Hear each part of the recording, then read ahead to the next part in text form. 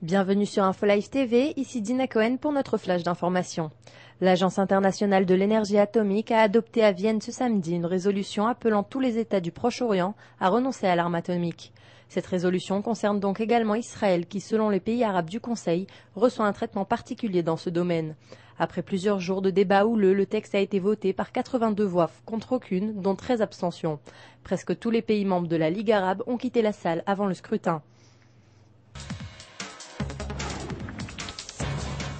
Les forces de sécurité palestiniennes de Judée-Samarie auraient pris des mesures pour prévenir d'éventuels assassinats de responsables de l'autorité palestinienne par des membres du Hamas. En effet, le Fatah, qui est le mouvement de l'autorité palestinienne en Cisjordanie, craint des attaques du Hamas dans le but de récupérer le contrôle de ces territoires, à l'image de la bande de Gaza. Rappelons que la bande de Gaza est depuis l'année dernière sous le contrôle du mouvement islamiste.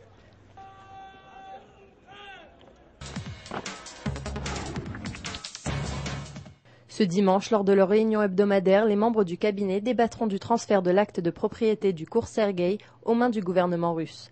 Ce monument, situé à Jérusalem, a été construit au XIXe siècle par des diplomates et des pèlerins russes. Ce transfert clôturera 4 années de pourparlers entre le gouvernement de Moscou et les autorités israéliennes.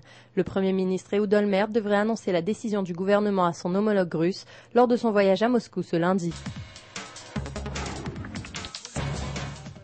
Le président de l'autorité palestinienne Mahmoud Abbas a déclaré ce samedi qu'il pense que la ministre des Affaires étrangères Tzipi Livni poursuivra ses efforts pour l'établissement d'un État palestinien si elle devient chef du gouvernement israélien.